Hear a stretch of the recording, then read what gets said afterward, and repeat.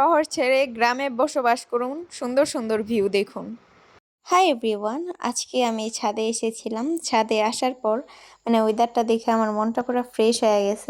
এত পরিমাণে সুন্দর একটা ওয়েদার, আপনারা দেখি বুঝতে পারতেছেন। গ্রামীণ পুরো পরিবেশ, এত পরিমাণে সুন্দর একটা ওয়েদারের মধ্যে আমরা বড় হচ্ছি, যেটা বলার বাহিরে। দেখেন আমাদের রঙ্গন ফুল গাছে বাটারফ্লাইতে বাসা করছে। এই বাটারফ্লাইটা সাইজটা অনেক বড় আর এটা দেখতেও অনেক সুন্দর। আর এমনিতেও আমাদের রঙ্গন ফুল গাছে অ্যাভেলেবেল বাটারফ্লাই আসে, কিন্তু এই বাটারফ্লাইটা সবচেয়ে থেকে অন্যতম এবং সবচেয়ে থেকে সুন্দর। এটার সাইজ আনুমানিক আমার একটা হ্যান্ডের সমান হবে। এত পরিমাণে বড়, ফোনেও তো একটা বড় দেখা যাচ্ছে না। আর আজকের স্কাইটাও কিন্তু অনেক সুন্দর। সব মিলিয়ে আজকের ওয়েদারটা একদম অ্যামেজিং একটা ওয়েদার।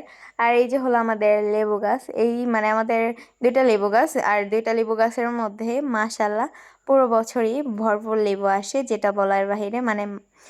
এলাকার মানুষ খেয়ে অভক্তিতে পড়ে গেছে।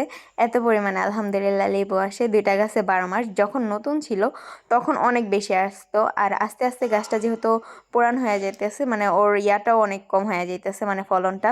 তারপরও আলহামদুলিল্লাহ অনেক আসছে। আমার এই লেবুর সেন্টটা এত পরিমাণে সুন্দর, যেটা বলার বাহিরে।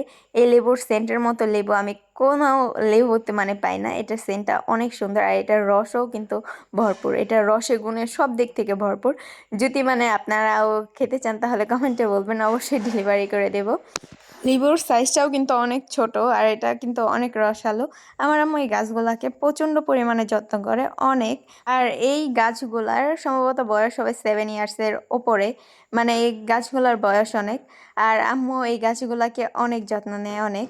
আর বর্তমানেও দেখেন আম্মু গাছগুলার ডালগুলা পর্নিং করে দিয়েছে, তারপরও ফুল আসছে, নতুন করে ফল আসছে। আর ওই সাইডের যেটা ছোট লেবু গাছ, ওইটার মধ্যেও অসম্ভব লেভেলের ফল আসছে।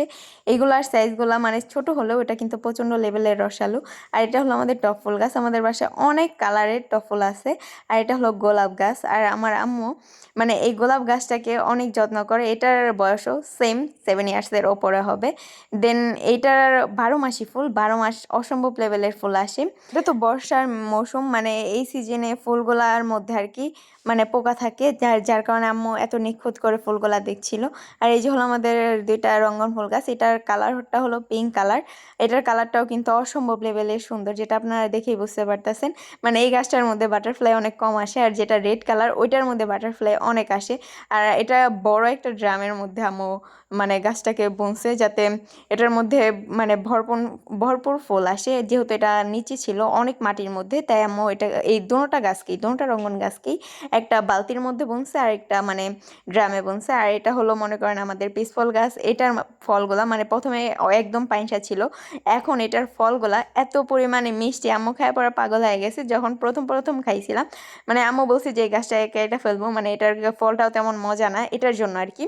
তো আজকে এই ফলগুলাকে পাড়া হয়েছে। এটার সাইজটাও অনেক বড় ছিল, আর এটা অসম্ভব লেভেলের মিষ্টি ছিল, অসম্ভব লেভেলের।